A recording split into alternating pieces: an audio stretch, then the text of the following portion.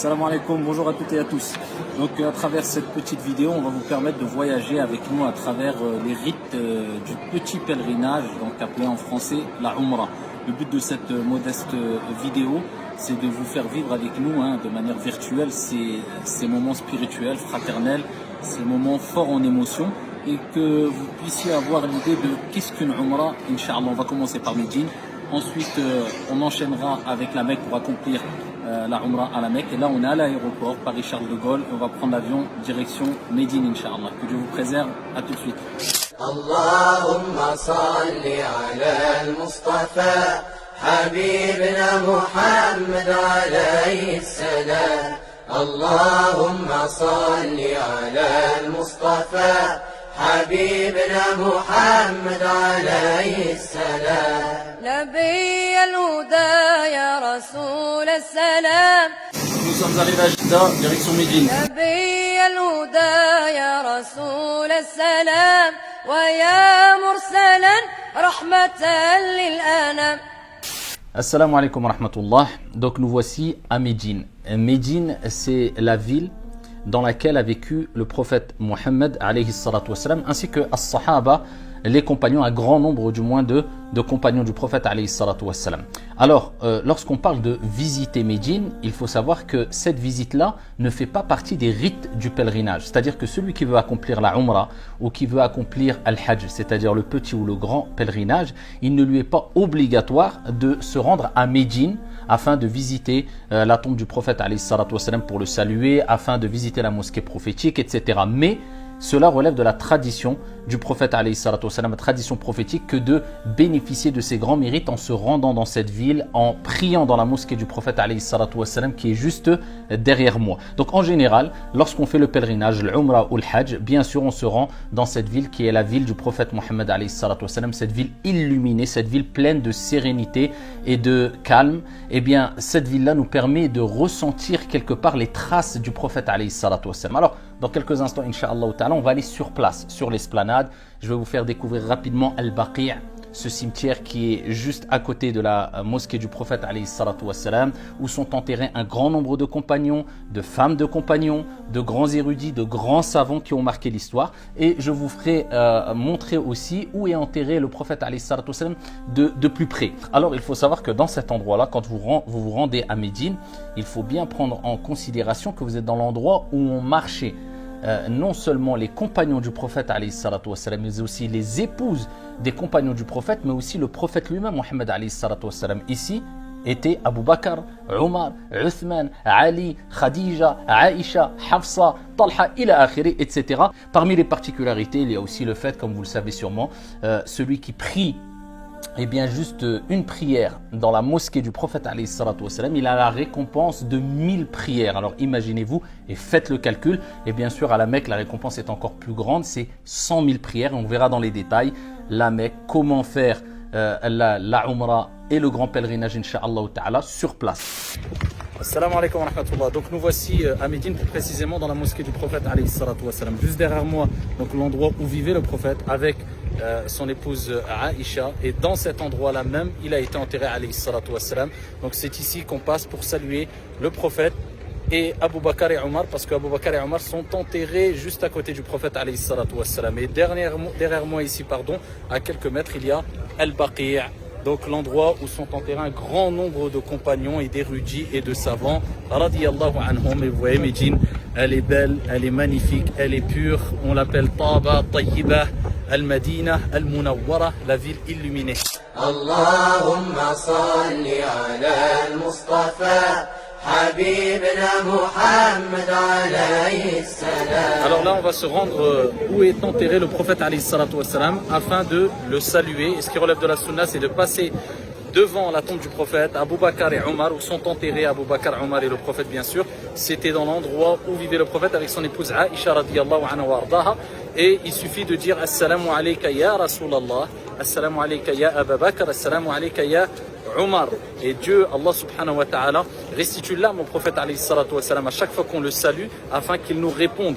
Et le prophète alayhi salatu wassalam, son corps est intact car le prophète alayhi salatu wassalam nous a informé qu'Allah a interdit à la terre de consommer les corps des prophètes et des envoyés. Donc nous sommes à quelques mètres du prophète alayhi salatu wassalam. On y va tout de suite, Inch'Allah. نبي الهدى يا رسول السلام ويا مرسلا رحمة للأنام عليك الصلاة وعليك السلام وصحبك والتابعين الكرام.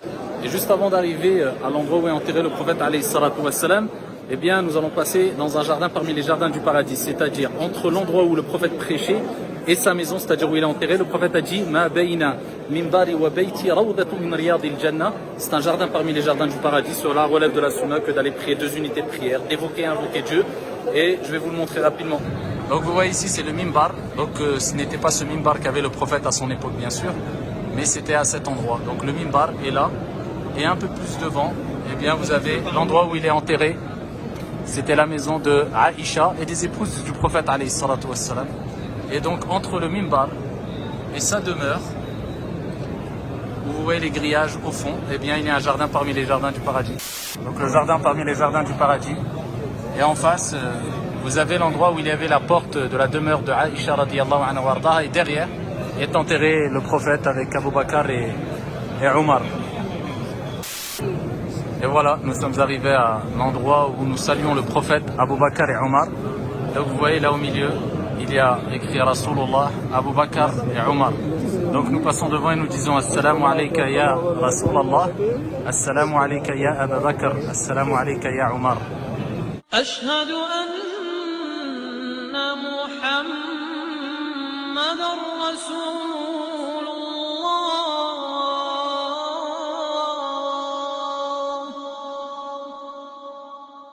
Alors voilà la façade dont je vous parlais, et là c'est la porte d'où rentrent et sortent les imams et d'où ils font sortir les défunts, et ensuite ils accompagnent les défunts jusque le Baqi'a qui est en face afin de les enterrer.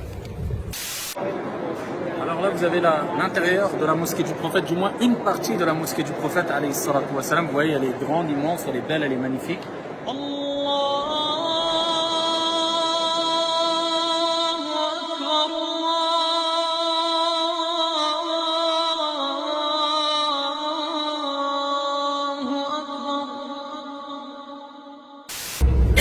Direction Uhud. الله ربنا هو الإله له من الأسماء ما اصطفاه الواحد الحي كذا المليك والملك المالك لا شريك الله ربنا هو الإله.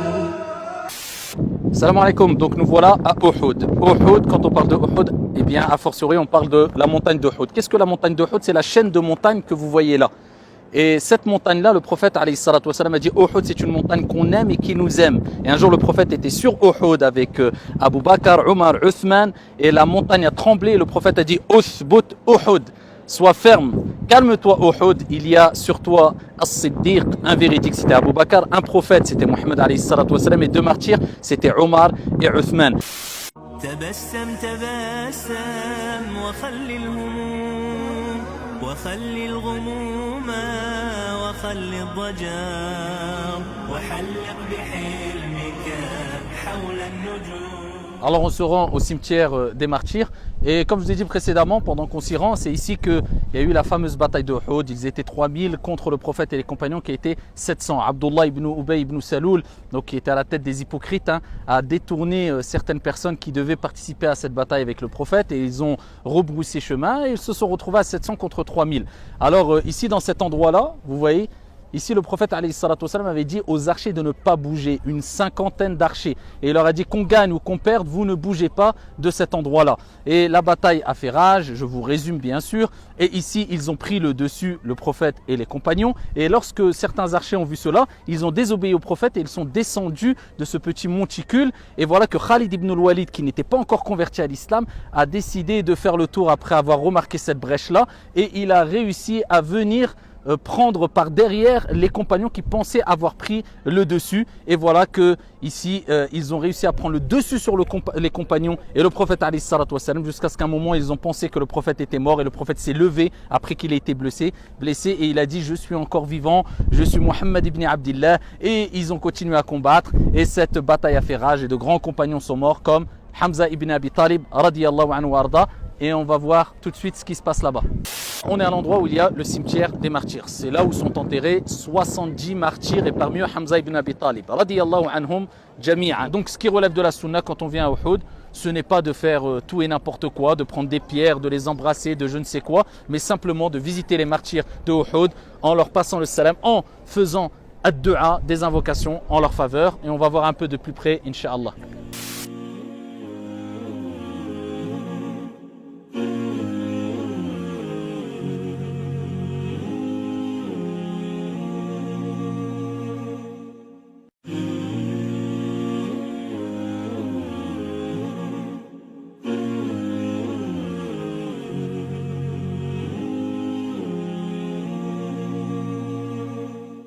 Maintenant, on se rend à la mosquée de Quba.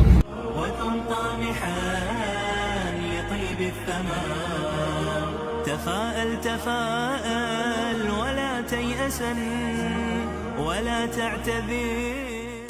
Alors là on est à Quba, là vous avez compris, hein, quand on visite Médine, bien sûr on visite la mosquée du prophète alayhi salatu wassalam, ensuite on va à Uhud en général pour visiter les martyrs qui sont enterrés à Uhud, et on va aussi à Masjid Quba, cela relève de la sunna. Qu'est-ce que Masjid Quba? C'est la mosquée que vous voyez ici. C'est la première mosquée édifiée après la révélation. Donc la première mosquée édifiée, construite, ce n'est pas la mosquée du prophète alayhi salatu wassalam à Médine, mais c'est la mosquée à Quba. Cette mosquée a été construite après que le prophète a fait l'émigration, al-Hijra, de la Mecque à Médine. Avant de rentrer dans la ville de Médine, il a fait une halte ici et son souci a été de construire, d'édifier une mosquée. D'où l'importance du rôle d'une mosquée dans une société. La mosquée n'est pas faite que pour prier, mais c'est un lieu de rassemblement, de fraternité, de sérénité, de paix, d'éducation. Et c'est ce qu'a fait le prophète alayhi salatu wassalam lorsqu'il est arrivé à Quba. Une particularité à Quba, le prophète alayhi salatu wassalam a dit toute personne qui fait ses ablutions, qui sort de chez lui et qui se rend dans la mosquée de Quba et accomplit 2 unités de prière, il a la récompense d'une umrah. Et c'est ce qu'on va faire avec nos pèlerins, Inch'Allah. الله ربنا هو الإله له من الأسماء ما اصطفاه الواحد الحي كذا المليك والملك المالك لا شريك. Alors là on est à Médine, on est dans une palmeraie. Alors quand on va à Médine, il n'est pas obligatoire, il ne relève pas de la sunna de visiter une palmeraie. Mais simplement pour vous dire que nous on a l'habitude de le faire avec les pèlerins, parce que les palmeraies nous rappellent la beauté de la ville de Médine, car les palmiers sont beaux et dégagent une certaine beauté. D'autant plus que Abdullah ibn Umar radiyallahu anhu wa arda nous a rapporté le fameux hadith où le prophète alayhi salatu wassalam a dit il y a un arbre qui est l'exemple du croyant. Et ils ont interrogé le prophète alayhi salatu wassalam sur cet arbre-là. Chacun avait apporté des suppositions et le prophète a dit que c'était le palmier. Pourquoi le palmier? Pourquoi le palmier à l'image du croyant? Pourquoi le symbole du croyant quelque part c'est le palmier? Tout simplement parce que déjà le palmier est beau. Et Allah est beau, il aime la beauté. Et le croyant se doit d'être comme le palmier beau. C'est-à-dire, pas physiquement, mais dégager une beauté à travers son bon comportement, à travers son langage, à travers son éthique, à travers sa pudeur, etc. D'autant plus que le palmier aussi ne bouge pas, peu importe la saison, il reste ferme. Que ce soit en hiver, que ce soit au printemps, en été, en automne, eh bien le croyant de même doit rester ferme. Peu importe les épreuves, peu importe les malheurs qui le touchent, peu importe, il doit rester ferme. Et pour cela, il doit demander à Dieu de le raffermir, car sans Dieu, on n'est rien, car l'être humain, il est faible. Donc demandez à Dieu dans vos invocations de vous raffermir, surtout au moment des épreuves. Et aussi, on peut rajouter que le palmier est utile. Peu importe ce qu'il y a dans le palmier, c'est bénéfique et c'est utile. Ses feuilles, ses branches, son tronc, même les noyaux de dattes sont bénéfiques, sont utiles. Et c'est pour cela que le croyant se doit d'être bénéfique, où qu'il soit, utile pour les autres, comme est le palmier. Et où que tu sois, essaie d'être utile pour autrui, être bénéfique pour autrui, venir en aide à ton frère, venir en aide pour la société. Celui qui vient en aide à son frère, Allah viendra en son aide. Que Dieu vous préserve. Salam alaikum. الله ربنا هو الإله له من الأسماء ما اصطفاه الواحد الحي كذا المليك والملك المالك لا شريك والصمد السيد والمبين والأحد العظيم والمتين وإنه الحق العلي الأعلى المتعالي الوتر قد تجلى الله ربنا هو الإله له. Assalamu alaikum. Donc nous voilà après la prière du matin et après chaque prière obligatoire il y a une prière funéraire. Après chaque prière funéraire, eh bien, ils prennent les défunts qui sortent par la porte appelée Babul A'imma, que je vous ai déjà montré. Et ensuite, les défunts rejoignent leur demeure dernière. Et ici à Médine, ils les enterrent à Al-Baqi' et c'est ce qu'on va aller voir, Inch'Allah Ta'ala.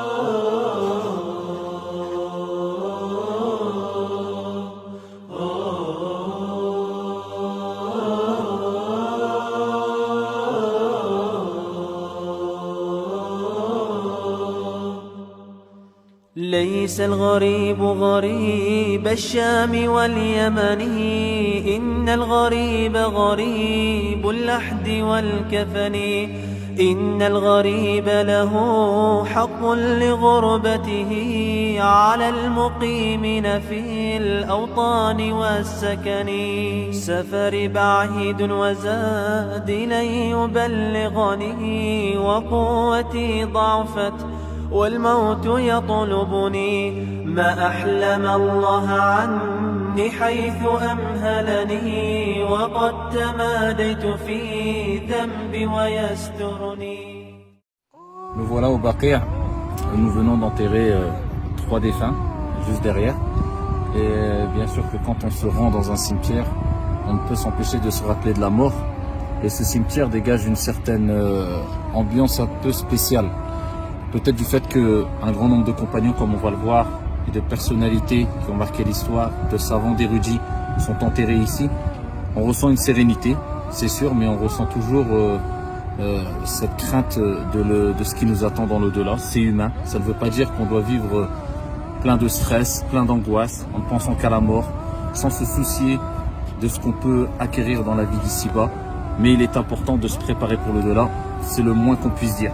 Et Othman ibn Affan, ce grand compagnon, radiyallahu anhu warda, lorsqu'il se tenait au pied d'une tombe, il pleurait tellement qu'il pleurait, il mouillait sa barbe. Et il lui disait, les compagnons qui étaient autour de lui, tu mentionnes le paradis et l'enfer et tu ne pleures pas. Mais quand tu mentionnes la tombe, tu pleures. Il dit, car j'ai entendu le prophète, alayhi salatu wassalam, dire que la tombe est la première étape parmi les étapes de l'au-delà. Et si cette étape est réussie, ce qui viendra après sera encore plus facile. Et si cette étape n'est pas réussie, ce qui viendra après est encore plus difficile. Et le prophète sallallahu alayhi wa sallam, lorsqu'il se tenait lui-même au pied des tombes, eh bien il est rapporté dans un hadith qu'un jour devant les compagnons il s'est mis à pleurer jusqu'à mouiller sa barbe et le sol, et il disait limithli hadha fa'a'iddu, c'est pour cela qu'il faut se préparer. Donc voilà, c'est un message, un rappel, car le meilleur des rappels c'est sûrement le rappel de la mort. N'oubliez pas votre part d'ici-bas, mais il est important de ne surtout pas oublier la plus grande part, qui est la part de l'au-delà, et répéter l'invocation que le prophète ne cessait de répéter. Rabbana atina fi dunya hasana wa fil akhirati hasana wa qina adhaban nar. Et Allah, accorde-nous une belle part ici-bas et une belle part dans l'au-delà, et préserve-nous du châtiment de l'enfer. Qu'Allah subhanahu wa ta'ala nous accorde à toutes et à tous la meilleure des fins et qui nous réunisse dans son vaste paradis auprès du prophète alayhi afdalus salati wa taslim.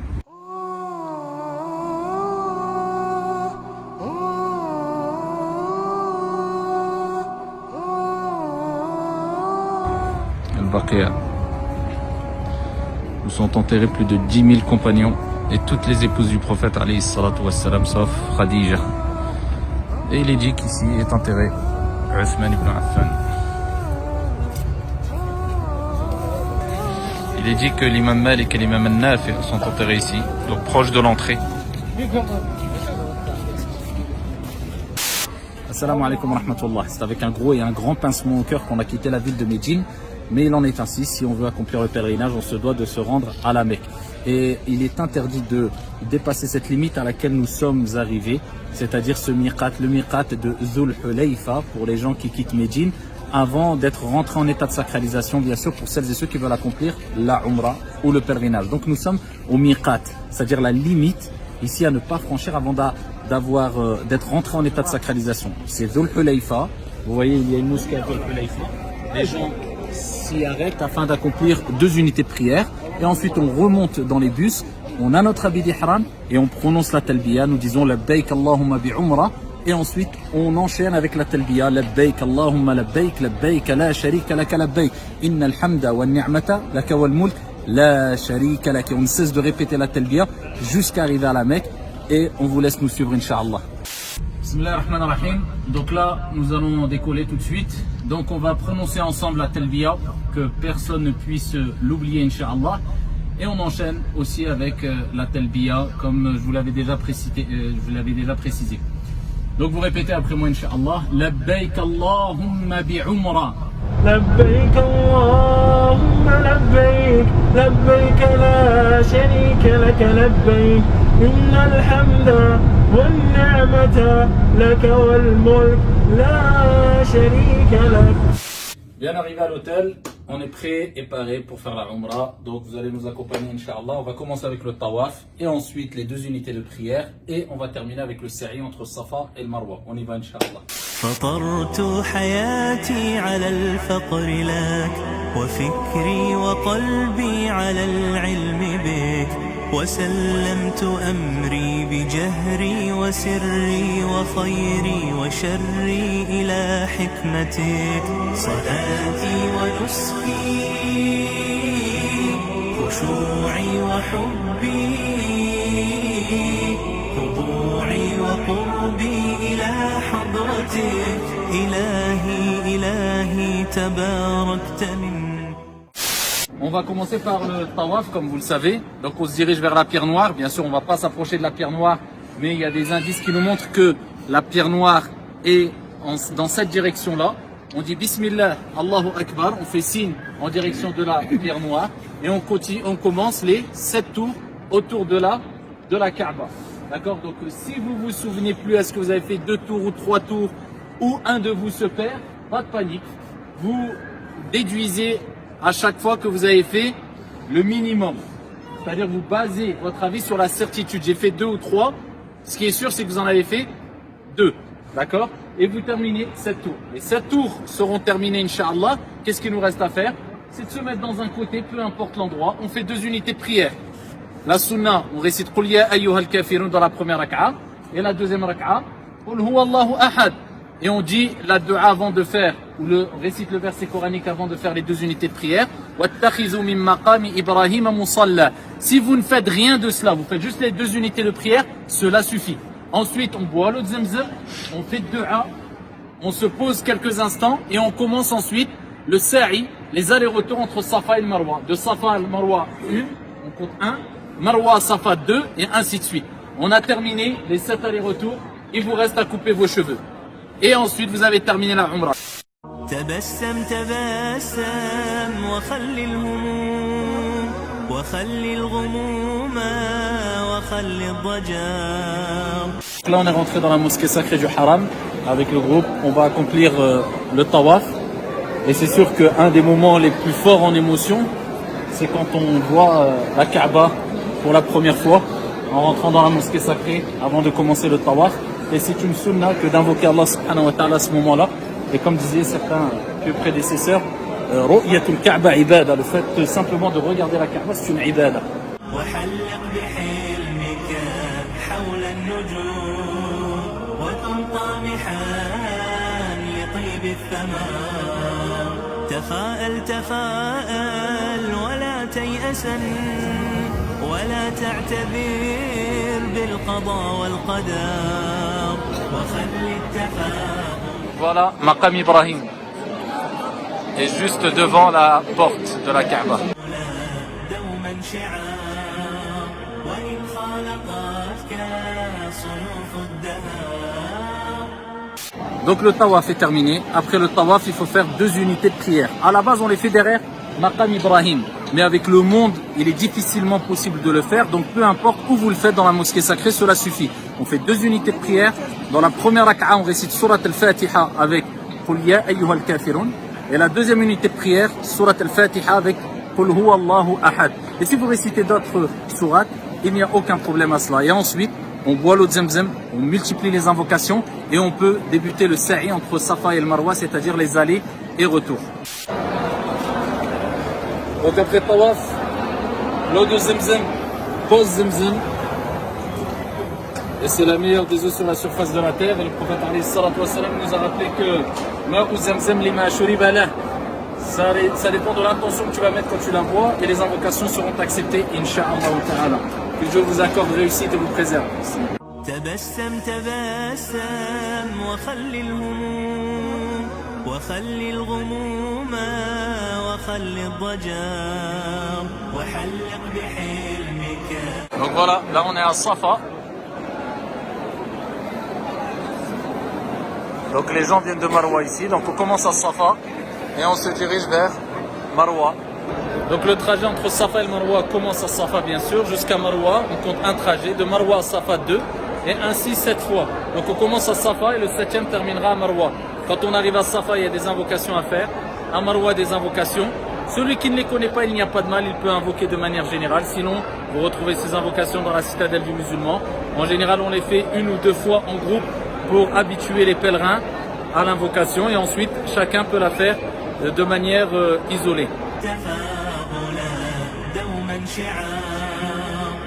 Alors Safa et Marwa, c'est les trajets que faisait Hajar quand elle s'est retrouvée seule dans un désert avec son fils Ismaïl et elle cherchait de l'eau. Elle faisait des allers-retours entre Safa et Marwa jusqu'à ce que l'ange Gabriel Jibril alayhi salam est apparu et voilà qu'il a frappé avec son aile dans le sol. Et ici, Allah a fait jaillir l'eau de Zamzam. Et vous voyez ici les néons verts. Cela nous indique qu'à cet endroit précis, il est recommandé, pas obligatoire, de trottiner. Car il est rapporté que Hajar, la femme de Ibrahim, alayhi salam, eh bien, se mettait à trottiner ici quand elle recherchait de l'eau, avant que Allah subhanahu wa ta'ala lui permette de bénéficier de l'eau de Zamzam. Là, la Umrah terminée, direction le coiffeur. Couper ou raser ses cheveux et la Umrah est terminée. Je vais réduire. Je vais faire la sunna, je vais réduire. Ah ouais. Couper c'est une sunna, raser c'est une sunna, bien que raser est préférable, surtout pour ceux qui le font pour la première fois et qui n'ont pas d'impératif professionnel, on va dire. Montre-nous ça. Voilà. Bien, machallah. Montre-nous ça aussi, hop. Bien, machallah. Ça c'est la vraie sunna. Rahman Rahim. Donc lorsqu'on termine la Umrah, eh bien on a l'habitude de faire quelques visites. Parmi ces visites-là, on passe rapidement devant Ghar al-Thawr qui est sur votre droite. Et ensuite on va aller à Arafah Inch'Allah, passer rapidement à Muzdalifa, Mina et ensuite Jabal Nour. Alors cet endroit, c'est ici que le prophète sallallahu alayhi wa sallam s'est arrêté avec Abu Bakr radiyallahu anhu wa arda lorsqu'il a fait l'émigration de la Mecque vers Médine. Vous avez vu ce qu'on a parcouru là? Eh bien le prophète l'a parcouru et ils sont arrivés ici dans cet endroit. On ne connaît pas l'endroit de manière très précise, mais il s'est arrêté ici et il est rentré dans une grotte. Parmi les Arabes qui les poursuivaient, eh bien se sont arrêtés à côté de la grotte et il suffisait à l'un d'entre eux de baisser la tête pour voir le prophète alayhi salatu wassalam qui s'était réfugié avec Abu Bakr dans la grotte. Et c'est à ce moment-là que Abu Bakr a dit au prophète Ya Rasulallah, au messager de Dieu, il suffit que l'un d'entre eux baisse la tête pour nous voir. Et c'est à ce moment-là que le prophète a donné une grande leçon à l'ensemble de l'humanité. Il dit Ya Abu Bakr, ô Abu Bakr, que dis-tu de deux dont le troisième est Allah? La tahzan, inna Allah ma'ana. Ne t'afflige pas, certes Allah est avec nous. Et Dieu ici les a détournés, ils ont rebroussé chemin et eux ils ont été protégés par leur Seigneur Tabaraka wa Ta'ala. Donc là on va continuer, on va se rendre à Arafah Inch'Allah. تصل الذنوب إلى الذنوب وترتجي درج الجنان ونيل فوز العابد ونسيت أن الله أخرج آدم منها إلى الدنيا بذنب واحد تصل الذنوب إلى الذنوب وترتجي درج الجنان ونيل فوز العابد ونسيت أن الله أخرج آدم منها إلى الدنيا بذنب واحد. Arafat, ce n'est pas simplement la montagne, mais ici c'est tout cet espace, c'est Arafat. Et le prophète sallallahu alayhi wa sallam a dit al-hajj ou Arafat, le pèlerinage, le grand pèlerinage, c'est Arafat. Ça ne veut pas dire qu'on doit venir que à Arafat, mais c'est le moment le plus important. Pendant le pèlerinage, on va d'abord à Mina, on passe la nuit à Mina, on se réveille, on vient à Arafat. On passe la journée à Arafat, ensuite on va à Muzdalifa passer la nuit, ensuite on se réveille, on va lapider la stèle, c'est-à-dire jeter 7 pierres dans une stèle à Mina, ensuite on passe 3 journées à Mina et ensuite on termine avec le tawaf. Donc ici à Arafat, c'est le moment où les pèlerins se réunissent et Dieu pardonne tous les péchés. Dieu se vante auprès des anges de ses serviteurs qui sont venus implorer le pardon d'Allah. Ce n'est pas noir de monde le jour du pèlerinage, mais c'est blanc de monde. Les gens pleurent, les gens supplient leur Seigneur Tabaraka wa Ta'ala, et ça nous fait rappeler ce qui nous attend au jour de la résurrection. Et la meilleure des invocations, c'est le jour de Arafat, et la meilleure des invocations qu'a dit le prophète, ainsi que les prophètes qui l'ont devancé, comme il a dit, alayhi salatu wa salam, c'est la ilaha illallah, wahdahu la sharika lah, lahul mulk wa lahul hamd, wa huwa ala kulli shay'in qadir. Et il n'y a pas un jour où le shaitan Iblis est aussi petit, mesquin, méprisable, exaspéré que le jour de Arafat, pour cause la quantité de miséricorde qui descend à Arafat et sur les pèlerins, hommes et femmes, le jour de Arafat. Qu'Allah subhanahu wa ta'ala vous permette à toutes et à tous de participer au grand pèlerinage, de vivre ces moments forts en spiritualité, et qu'Allah subhanahu wa ta'ala nous réunisse tous au paradis. Barakallahu fikum.